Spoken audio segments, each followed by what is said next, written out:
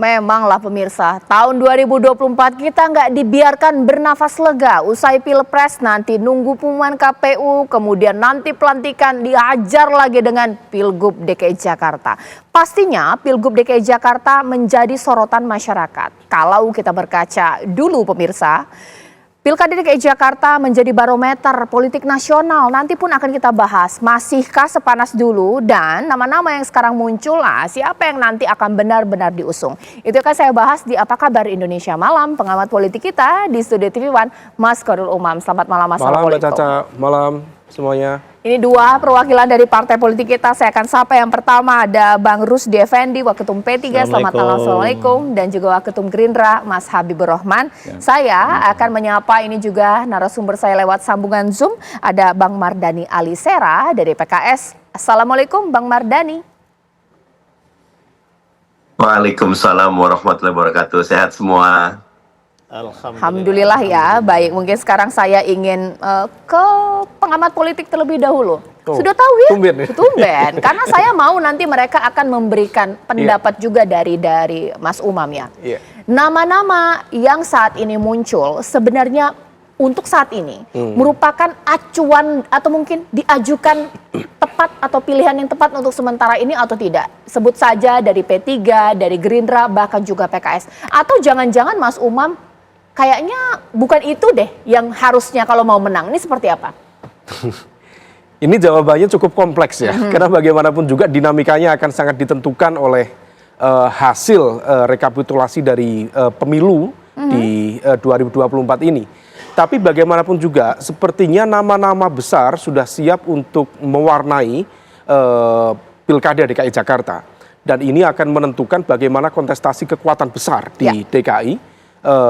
Karena bagaimanapun juga ini DKI ya, bukan wilayah yang lain. DKI pusat kekuasaan per hari ini dan menjadi sentra kekuatan bisnis dan dunia usaha dengan APBD 87 triliun, itu angka yang sangat spektakuler. Nah, oleh karena itu kalau misal kemudian dengan kekuatan itu, maka besar kemungkinan kekuatan-kekuatan besar akan diajukan sebagai sebuah bagian dari pertarungan yang sangat sengit. Nah, nama-nama yang selama ini muncul salah satunya misal dari Golkar adalah Ridwan Kamil. Meskipun juga P3, ada Zaki Iskandar. Dari P3 sendiri tentu Rahmat ada beberapa Dasuki, alternatif ya. Rahmat Dasuki ya. Iya, Pak Rahmat Dasuki dan sebagainya. Ada kemudian Kofifa juga. Dari PDIP barangkali ada Bu Tri Risma Harini. Dan dari Gerindra. Nanti Ariza, ya? menunggu fatwa dari Bang Habib nanti. Dan satu lagi, kalau misal ternyata KPU nanti dalam hasil rekapitulasi akhir pemilu di Pilpres ternyata kemudian mengetok Pak Prabowo sebagai presiden dan wakil presidennya adalah Mas Gibran, maka besar kemungkinan Mas Anies akan menjadi kekuatan terbesar, salah satu ya, menjadi alternatif kekuatan terbesar untuk maju di Pilkada DKI lagi. Karena bagaimanapun juga dia memiliki basis yang sudah terkonfirmasi di Pilpres kemarin, di DKI dia menang. Artinya dia sudah memiliki basis yang cukup memadai dan di saat yang sama ini tentu akan dikapitalisasi salah satunya barangkali oleh PKS yang juga dalam konteks Pileg kemarin memenangkan pertarungan di DKI Jakarta dan menggeser dominasi PDIP. Dan yang tidak kalah penting lagi, dalam konteks ini Mas Anies rasanya akan melakukan exercise kekuatan politik secara optimal karena ini akan bisa menjadi momentum untuk menjaga kekuatan politiknya dari 2024 sampai 2029. Tetapi kita perlu mengantisipasi apakah misalnya riak-riak politik dari Pilpres 2024 kemarin ini berdampak terhadap dinamika koalisi di Pilkada DKI atau tidak? Apakah misalnya ada sentilan-sentilan yang kemarin ternyata mungkin masuk dalam hati, kemudian berdampak kepada konteks koalisi dan impactnya pada pembentukan koalisi ke depan. Bang Rusdi, sebenarnya benar nggak sih kalau dari P3 sendiri katanya sudah sebut-sebut mau masukkan nama ke Rapimnas P3, ada Anies Baswedan berduet dengan Kofifa Indar Parawansa, begitukah? Ini kayaknya agak berbeda dengan koalisi di Pilpres ya, seperti apa? Pertama, makasih TV kan sudah mengundang kita ya. P3 masih berfokus pada penghitungan suara. Baik nasional maupun DKI gitu ya. Tapi TV One mengundang kita dengan nama-nama yang disebut, kita belum membahas sama sekali. Sekalipun sejarah, kan kader P3 ada pernah jadi wakil gubernur, Pak Sandiaga Uno kan, gitu ya. Tapi kita belum mendiskusikan di internal DPP maupun DKI, tetapi tentu kita, kader-kader kita banyak yang layak. Misalnya ketua DKI yang sekarang wakil Menteri Agama. Ya, tapi kita belum membahas itu. Kita masih fokus menghitung sesuara, kita mengawal suara kita baik nasional maupun DKI. Oke, saya minta tanggapannya Bang Mardhani. Bang Mardhani, kalau disebut-sebut nih nama Pak Anies Baswedan digadang-gadang untuk Pilgub DKI Jakarta. Nah, ini bagaimana respon dari PKS? Karena P3 sudah sebut Anies dipasangkan dengan Khofifah, ini mantul ini seperti apa ini? Jangan-jangan koalisi sama P3, Bang Mardhani. Makasih, Cak. Bismillahirrahmanirrahim. Yang pertama, tentu sama seperti teman-teman P3, mungkin Gerindra juga dan semua partai, kita masih fokus merekapitulasi suara ya. Sekarang sebagian kecamatan belum, saya sama Bang Habib tuh sama tuh Jakarta Timur ya. Cakung kita belum ya Bib ya, gitu. Masih diselesaikan. Dan karena itu ide pembahasan Pilgub rame di Twitter memang, rame di sosial media. Dan ini menarik ya, karena DKI walaupun bukan ibu kota, 17% PDB masih di DKI, dan di Undang-Undang Daerah Khusus Jakarta dia akan jadi pusat ekonomi, pusat global city ya. Dan karena itu siapapun yang jadi gubernur DKI nantinya punya peluang besar memberi kontribusi besar bagi bangsa dan masyarakat. Apalagi tadi Mas Umam bilang udah 87 triliun, sekarang tuh nanti bisa hampir 100 triliun itu. Nah, tiga hal. Yang pertama buat PKS, tentu keputusannya akan diambil di musyawarah Majelis Syuro. Dan kami bersyukur, Cak, yang pertama nih PKS jadi pemenang di DKI Jakarta. Kembali menang sesudah 2004. Masyarakat, matur nuwun semua masyarakat DKI. Yang kedua, Cak, kan Mas Anies sampai sekarang kami masih perjuangkan di Pilpres karena belum ada ketuk palu.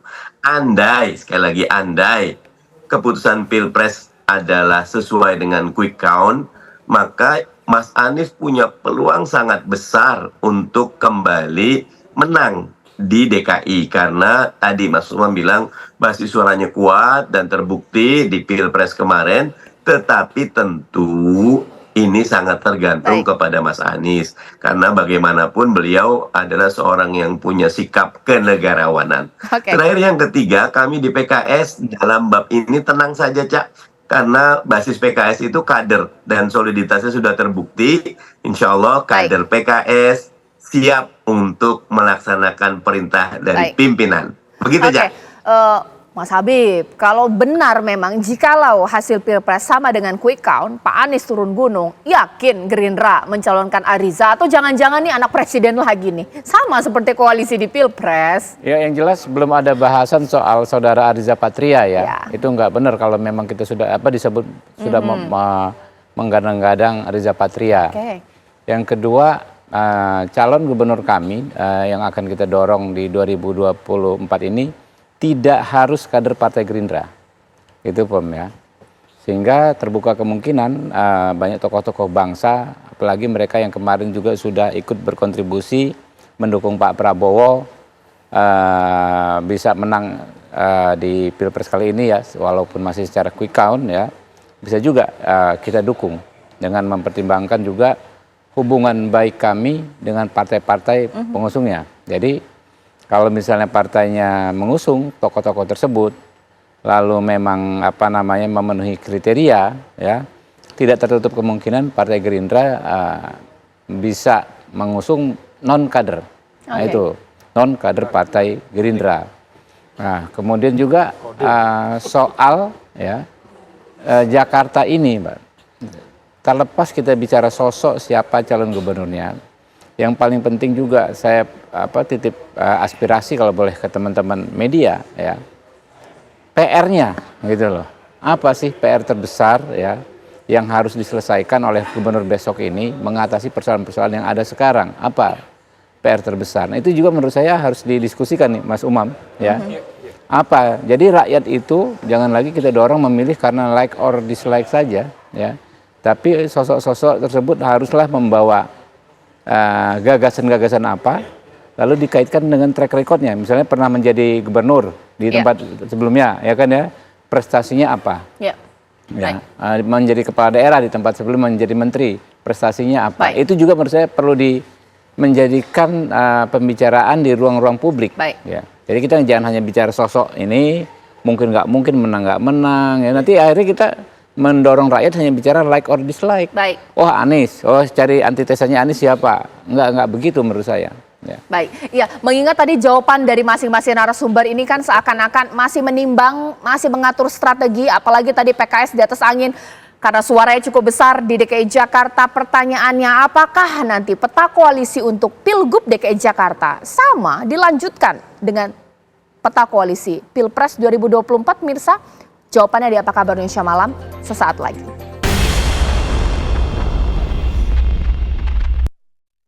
Mas Umam, peta koalisi Pilpres 2024 dilanjutkan tidak untuk Pilgub DKI Jakarta? Bisa saja terjadi. Karena konteksnya begini, Pak. Kalau kita cermati ya, ini asbabul wurudnya di Undang-Undang Nomor 10 tahun 2016 tentang pemilihan gubernur, bupati, wali kota dan sebagainya itu dulu ada ide untuk menggabungkan pilkada serentak sekitar 270-an daerah itu di tahun 2024 ini.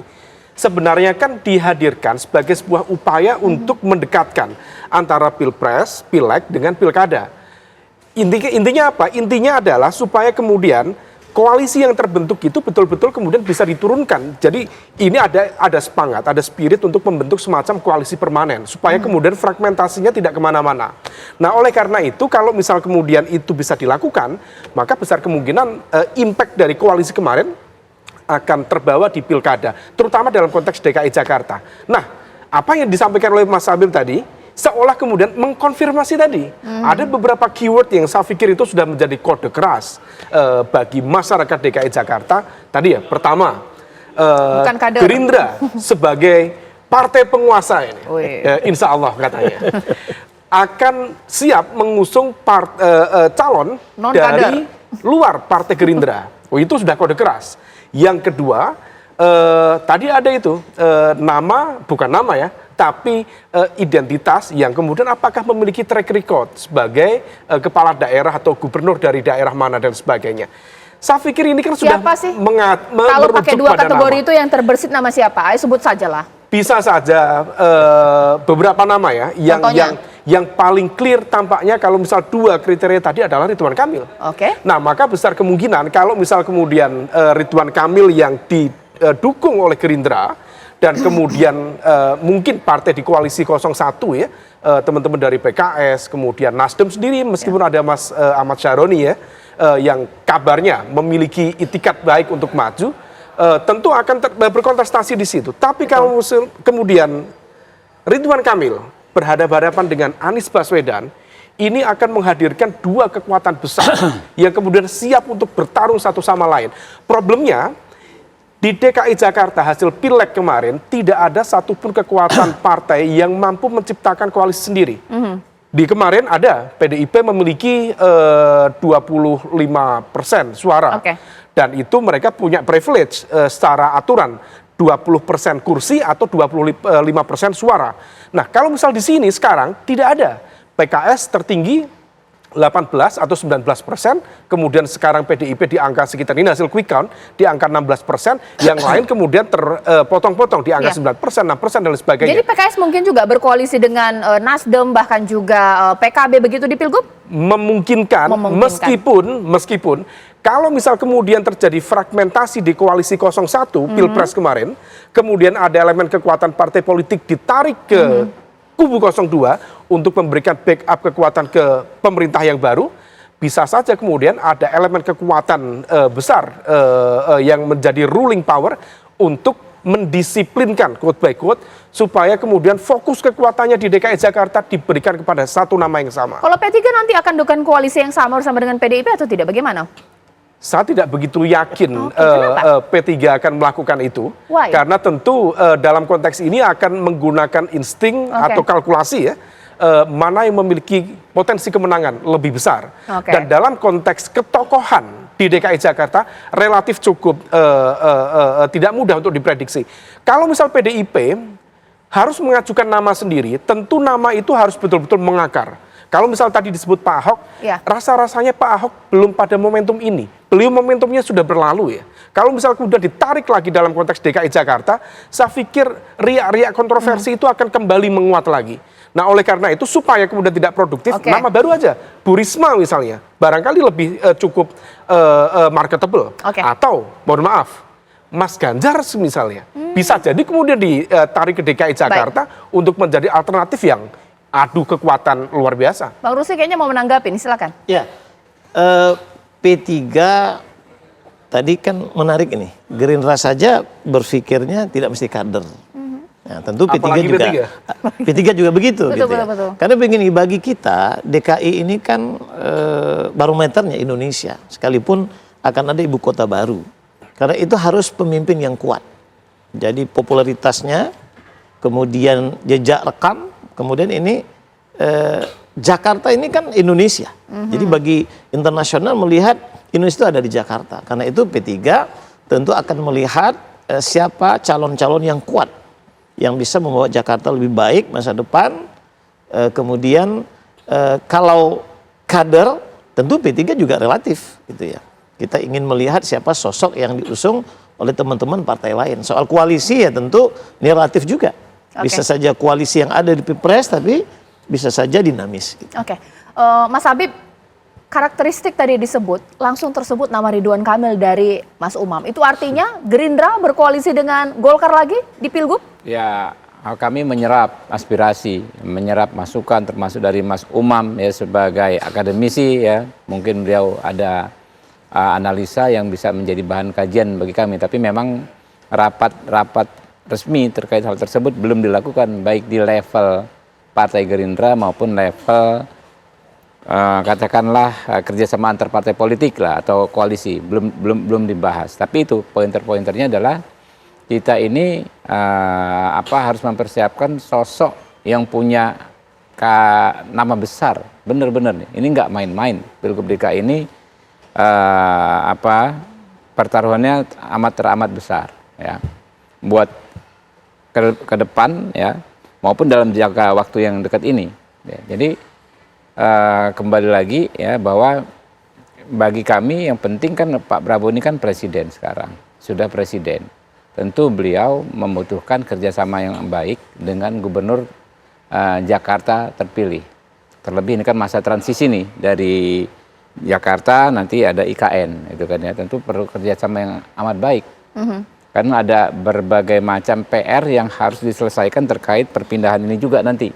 Ya, soal tata kelola di DKI dan lain sebagainya. Makanya mutlak ini harus ya secara politik harus kita upayakan, kita ikhtiarkan sosok yang satu frekuensi dengan Pak Prabowo. Jadi kita nggak akan gambling mengedepankan ego partai, ya kan? Ternyata kemungkinan menangnya kecil. Nah itu kita nggak akan dorong seperti itu. Sekarang saya ke Bang Mardhani. Kalau tadi Mas Umam mungkin terjadi koalisinya sama dengan Pilpres. Nah koalisi perubahan masih solid nggak? Ini bagaimana? Makasih Cak, sampai saat ini alhamdulillah solid. Tetapi PKS itu biasanya punya pertimbangan yang lebih lentur urusan pilkada ya. Karena di pilkada kita bisa koalisi dengan banyak partai. Track record PKS kita bisa ngelihat di banyak tempat kita bisa berkoalisi dengan banyak partai karena PKS tetap melihat aspirasi dari masyarakat di daerah. Yang perlu jadi perhatian mungkin beberapa hal ya. Pertama, ini revisi undang-undang pilkada sudah dijalankan di DPR Mas Umam ya. Ada rencana menarik ke bulan September 2024 ya, tetapi bolanya ada di Pak Jokowi sekarang karena di DPR walaupun PKS menolak tapi semua partai menyetujui pilkada maju dari November ke Desember. Jadi kalau ke September, kalau ke September bisa jadi gubernur DKI sudah ketahuan duluan tuh itu loh sebelum presiden dilantik. Ya yang kedua tentu saya setuju sama Habib. Salah satu problem besar bukan cuma di DKI tapi di Indonesia pekerjaan. Jadi kita perlu gubernur yang bisa betul-betul menyediakan pekerjaan. Mas Anies Baswedan sih punya banyak formula yang sudah terbukti berhasil ya. Dan terakhir tentu yang ketiga adalah konstelasi menjelang. Kadang-kadang yang muncul di awal itu cuma pemain hiburan. Jagoannya muncul di akhir. Jadi bisa jadi nanti dalam waktu yang menjelang hari H, menjelang hari pendaftaran, keluar nama-nama utamanya. Gitu, Cak. Oke, Mas Umam boleh ditanggapi, benar tidak sih bahwa nama-nama yang sekarang muncul ini masih nama-nama penggembira, tapi kunciannya, kuda hitamnya ini masih ada. Mungkin. Siapa sih? Bisa jadi Ustadz Mardani nih. Kalau Ustadz Mardani kita dukung rame-rame di Kelar sini. ya, kelar sudah ya pilkada ya, bagaimana? Kita Mas dukung Umam. Jakarta Timur mendukung Ustadz Mardani. Iya, Mas Umam. bisa saja Mbak, bisa saja ini masih nama-nama yang sifatnya figuran. Tapi rasa-rasanya figuran itu tidak akan bermain lama. Ini akan percepat, karena bagaimanapun juga momentumnya juga sangat terbatas. Iya. Per hari ini semua elemen kekuatan politik akan fokus dalam konteks dalam jangka dekat tentu rekapitulasi. Tapi pasca rekapitulasi yang mereka pikirkan adalah positioning mereka. Apakah berada dalam kekuasaan ataukah di luar kekuasaan? Apakah siap dengan konsekuensi atau tidak? Ya. Setelah itu kemudian masuk dalam konteks sebaran kekuatan-kekuatan pilkada. Jumlahnya sangat spektakuler. 270 wilayah, daerah ya, kabupaten, kota, dan juga provinsi. Artinya konsentrasi partai-partai politik itu akan terpecah betul. Nah, maka yang bisa dilakukan dalam konteks ini, maka nama-nama besar itu yang memang sudah siap, sudah matang, maka harus segera untuk dipersiapkan. Kemudian soliditas partai, termasuk juga infrastruktur pemenangan harus betul-betul dijalankan.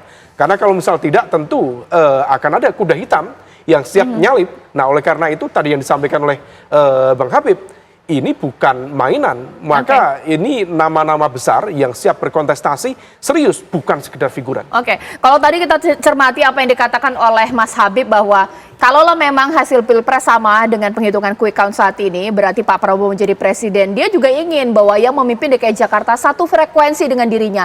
Apakah itu artinya bahwa koalisi nanti akan terjadi tergantung manuver konsolidasi koalisi yang dibangun oleh Gerindra, Pak Prabowo, dan juga Presiden Joko Widodo? Sesaat lagi. Mas Umam, kalaulah kita melihat pertemuan antara Presiden Jokowi dengan Ketum Partai Nasdem dan juga membuka upaya untuk mengajak masuk ke dalam koalisi pemerintahan Prabowo Gibran jikalau memang nanti dilantik. Itu artinya bahwa koalisi ini juga nanti ala koalisi sesuai dengan konsolidasi yang dilakukan sekarang? Ya, bisa jadi begitu. Karena konteksnya begini, Mbak. Ada situasi yang kemudian mengharuskan pemerintahan yang baru nanti untuk membuka ruang politik akomodasi secara lebar-lebar. Pertama, karena memang dari basis kekuatan elektoral di kubu 02 itu praktis berada di angka sekitar 42-45%. Sementara gabungan dari kubu 01 dan juga kubu 03 akumulatif ya, itu berada di angka sekitar 52-55%. Nanti kita lihat hasil rekapitulasi akhir.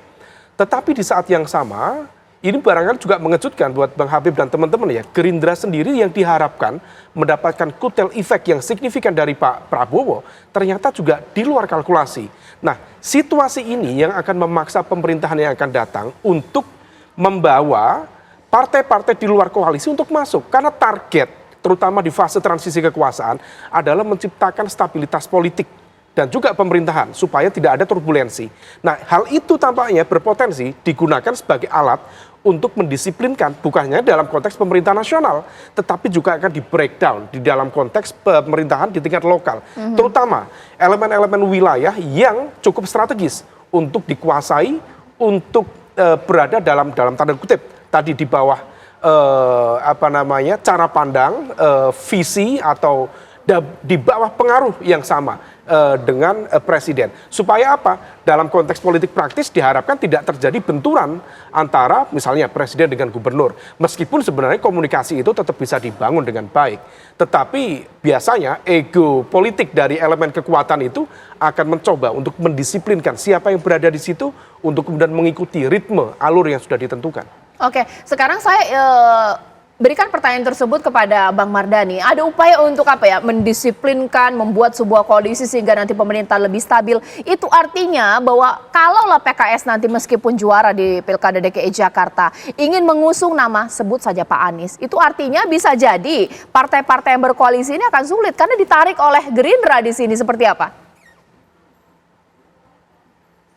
Iya, kemungkinan selalu ada, Cak. Dan PKS akan terus mencermati karena kebetulan ya dengan kemenangan di 2024 ini PKS merasa amanahnya betul-betul mencari gubernur yang betul bisa memajukan Jakarta, dan tentu dengan kelenturan yang ada selama ini fikih pilkada PKS lebih lentur. Kita banyak berkomunikasi. Sekarang pun sudah ada komunikasi yang dilakukan, tetapi tetap keputusannya di Majelis Syuro, dan buat PKS siapapun yang diusung pastikan membawa manfaat bagi masyarakat Jakarta. Bisa gitu berkoalisi dengan PDIP mungkin ya, terbuka kemungkinan.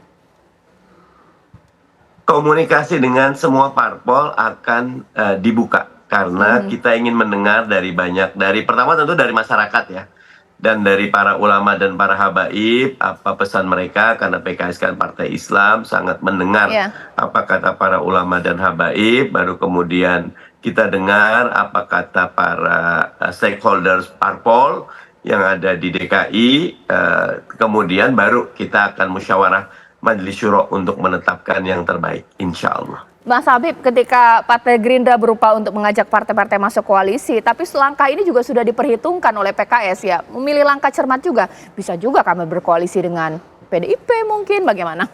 Ya, makanya semua kemungkinan terbuka. Ya. Bukan nggak mungkin juga PKS berkoalisi kembali dengan Partai Gerindra, ya baik di tingkat nasional maupun di menjelang Pilgub DKI ini. Jadi sebetulnya komunikasi politik itu nggak pernah beku antar partai-partai politik. Kita selalu berkomunikasi dan relatif bagus ya. Jadi semua kemungkinan, segala opsi masih terbuka. Yang jelas masing-masing partai politik tentu kepentingannya mengajukan calon yang berpotensi menang. Itu. Nah, kita belajar dari banyak pilkada, banyak pilpres ya. Kita paksakan misalnya kader kita, kalau memang istilahnya nilai jualnya nggak bisa dipaksakan, nggak bisa juga, gitu kan ya. Dan waktunya ini kan sebetulnya singkat. Kita belum pernah punya pengalaman jarak antara pilpres dengan pileg yang sesingkat ini, hanya beberapa bulan. Jadi konsolidasi saat ini belum selesai. Kalau toh Pak Prabowo dinyatakan sebagai presiden terpilih, ya. Konsolidasi di tingkat nasional juga belum tentu benar-benar sempurna ya, ketika kita harus menentukan pilihan. Nah, yang mungkin ya adalah melanjutkan situasi yang sudah terbangun selama ini. Kan masuk akal, sudah nyaman dan sudah terbukti menang timnya, tinggal dicari sosoknya siapa yang mempunyai nilai jual. Oke, Bang Rusli, kalaulah mungkin karena di sini tidak ada PDIP ya hadir malam hari ini, jikalau memang koalisi yang dibentuk oleh PKS mengajak partai-partai lainnya bergabung dan koalisi yang dibentuk oleh Gerindra mengajak partai-partainya, P3 mau kemana sih? Nah itu, siapa yang lebih menarik ini? Posisi P3 sambil memastikan menghitung suara kita yang dapat di Jakarta, sambil melihat sosok-sosok yang muncul, dan soal koalisi tentu dinamis gitu ya. Tentu kita ingin menjaga juga koalisi di Pilpres. Nah lalu ini kan serentak juga, jadi P3 tidak hanya berpikir DKI. Saya boleh pantun dulu ya? Boleh. Ini terakhir kan, bukan Selada, Semarang Selada, ini dari Riau nih. Cakep. Tapi Selada di Simpang 4. Bukan pilkada, Semarang pilkada, tapi ini pilkada serentak di 2024. Gitu. Jadi karena itu memang kita berfokus pada memastikan DKI dapat kursi berapa, kemudian DPR RI. Nah, karena kita posisinya kan ini posisi partai menengah ya, yang tentu kita ingin melihat sosok bagaimana Jakarta lebih baik di masa depan. Apalagi tadi menarik kan, PKS menyebut misalnya calon presiden Pak Anies kan akan disebut lagi ke DKI. Ini kan menarik untuk menjadi bahan pertimbangan P3, termasuk Ridwan Kamil, yang lain-lain juga gitu. Karena itu P3 kan ada mekanisme kita. Nanti kita bawa ke Rapimnas sambil juga menerima masukan dari DKI Jakarta sendiri gitu. Oke, ibarat pantun juga ya Mas Umam ya, jalan-jalan ke Jakarta, jangan lupa membeli cenderamata. Seperti apa peta koalisi DKI Jakarta, bisa 3, bisa 2. Nah Mas Umam, gimana tuh? Ini anak Medan ini. Ini dari Medan juga. Mas Umam, mungkin nggak sih bahwa ini adalah koalisi head to head pertarungan antara PKS dia mau menang kali ini, tapi juga Gerindra seperti apa? Iya, kunci akan ditentukan oleh PDIP. Karena bagaimanapun juga PDIP adalah sebuah entitas politik yang cukup kuat ya di DKI Jakarta. Meskipun per hari ini dominasinya digeser oleh PKS. Tetapi tidak ada satu kekuatan yang dominan yang bisa mendapatkan angka 20% kursi. Tetapi kalau misal kemudian PDIP tetap kekeh dengan komitmennya, keberaniannya mengajukan nama dan tentu harus menggandeng salah satu partai yang lain untuk koalisi mencapai 20% itu. Kalau misal bisa tentu cukup menarik 3 pasangan kemungkinan. Dan kalau misal 3 besar kemungkinan adalah Ridwan Kamil menjadi misal kubu 01 yang turunan dari Pilpres akan mengajukan Mas Anies Baswedan, kubu 02 akan mengajukan Ridwan Kamil, kubu 03 barangkali salah satunya akan mengajukan Tri Risma hari ini. Tapi kalau misal ternyata PDIP punya kekuatan, punya kalkulasi yang berbeda, untuk kemudian melebur dengan kekuatan yang lain, mungkin mendapatkan posisi di nomor 2, bisa saja head to head. Dan itu akan jauh lebih kuat dan potensi polarisasi dalam bentuk apapun ya, itu berpotensi terjadi di pilkada yang nanti. Sesaat lagi saya akan tanya kepada seluruh narasumber saya, betulkah bahwa Pilgub DKI Jakarta semacam total war, total politik dari 2 kubu pemirsa, PKS dan juga Gerindra? Sesaat lagi di Apa Kabar Indonesia Malam. Bang Mardhani, seberapa ingin PKS memenangkan pertarungan untuk Pilgub DKI Jakarta? Karena kalau kita lihat di Pilpres 2024, suara Koalisi Perubahan ini bagus. Tentu ingin, Cak, karena partai politik itu kontribusinya dilihat dari kader terbaiknya atau calon terbaiknya menang di pemilu dan pilkada.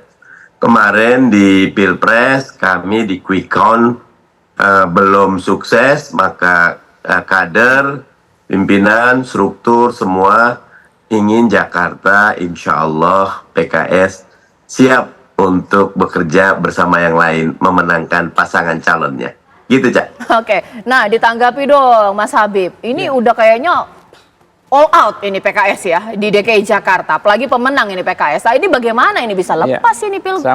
Sama halnya dengan ketika kita kemarin berhasil memenangkan pasangan Prabowo Gibran ya, dengan kekompakan, dengan kerjasama yang luar biasa antar partai-partai yang tergabung dalam koalisi.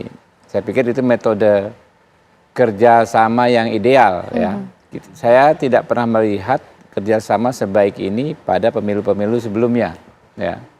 Berbagai pihak ikut berkontribusi. Jadi menangnya Pak Prabowo saat ini walaupun versi quick count terus terang nggak bisa diklaim karena kerja yang paling keras kerjanya hanya Gerindra, nggak bisa. Saya mata kepala saya melihat sendiri ya, teman-teman all out semua, Pak Erlangga all out, Pak SBY all out ya, Pak Zulhas all out semua, sehingga kotel efeknya pun akhirnya terbagi juga kan ke partai-partai tersebut. Jadi format yang sudah berjalan kemarin menurut saya bagus juga kalau berlanjut ke Jakarta, karena nggak perlu banyak penyesuaian lagi. Tinggal dicari sosok tokohnya siapa yang punya itu tadi nama besar, kemudian track record track record selama, dan salah satu yang menurut saya perlu dipertimbangkan adalah kontribusinya juga pada pemenangan Pak Prabowo dan Mas Gibran. Kerja kerasnya seperti apa. Nah nanti para konstituen kami bisa memberikan penilaian. Oke, mungkin Bang Rusdi ini bagaimana kira-kira? Ini kan juga untuk P3 ini juga pertarungan. Mau dong kemudian masuk ke dalam gerbong pemenang pastinya. Ini kesempatan terakhir juga Pilgub DKI Jakarta. Ya, terminologi politik itu kan menang atau kalah. Ya. Tapi juga benar atau salah. Nah, kita ingin pada posisi yang menang. Tetapi tentu orangnya berkualitas. Kemudian memang track recordnya, rekam jejaknya yang memang kita yakini untuk bisa membawa Jakarta lebih baik. Persoalan Jakarta ini kan menjadi persoalan yang tak pernah usai. Persoalan misalnya banjir, persoalan macet dan sebagainya. Persoalan kemiskinan juga. Nah oleh karena itu P3 insya Allah akan gunakan fikih. Semang Barnani juga, kita ada fikih siasah. Jadi syarat-syarat orang pemimpin itu juga kita akan tentukan kriterianya. Ya kita menunggulah sambil jalan ya proses kita menghitung suara, mungkin sosok-sosok akan muncul. Ya sebenarnya kader kita juga disebut. Saya ada melihat itu dengan Bang Mardhani malah itu si Pak Sandiaga Uno. Tapi itu memang belum pembahasan partai. Itu hanya suara-suara. Jadi kader P3 juga ada yang dilihat gitu. Mas Umam, mengingat di DKI Jakarta ini suara PKS begitu unggul, kira-kira gaya berkonsolidasi membentuk koalisi seperti apa sih yang bisa memenangkan hati rakyat DKI Jakarta? Bisa tidak dengan gaya apa ya, pop culture seperti yang kemarin 02, ataukah lebih kepada visi dan misi pembaharuan? Bagaimana? Ya, fakta di Jakarta itu cukup banyak masyarakat yang terdiri atas kelompok kelas menengah terdidik dan juga kelas menengah atas tentunya, meskipun tentu ada di beberapa segmen, terutama yang berada di sebagian besar, terutama di Jakarta Timur, Jakarta Utara yang berasal dari segmen kelompok menengah bawah. Maka kemudian pendekatan itu bisa cukup beragam, isunya juga cukup beragam, mulai dari tata ruang dan lain sebagainya. Tetapi secara umum, concern utama dari masyarakat kita adalah terkait dengan isu ekonomi, pekerjaan, lingkungan. Lingkungan itu menjadi concern cukup serius dalam konteks Jakarta ya. Maka siapa yang bisa memberikan alternatif-alternatif itu tentu cukup menarik untuk kemudian ditawarkan gitu. Nah, selain itu tentu yang terpenting adalah mampu memastikan partai-partai yang kemudian menjadi pendukungnya bekerja secara optimal. Jaringan relawannya jalan, itu infrastruktur pemenangan harus betul-betul jalan. Nah, hal itu akan terkait dengan komposisi partai. Problemnya, bukan problem ya, tantangannya, ini kalau mengacu pada, ini ada putusan terbaru dari Mahkamah Konstitusi, baru sore ini tadi, perkara nomor 12 PUU bla bla bla 2024, intinya kemudian pilkada harus dilakukan sesuai dengan jadwal dimaksud secara konsisten untuk menghindari tumpang tindih tahapan-tahapan krusial pilkada serentak 2024 dengan tahapan pemilu 2024 yang belum selesai. Maksudnya? Artinya yang tadi dijadikan concern misalnya dari Pak Mardhani, bahwa ada upaya dari teman-teman partai di Komisi 2 misalnya untuk kemudian menggeser dari November ke September.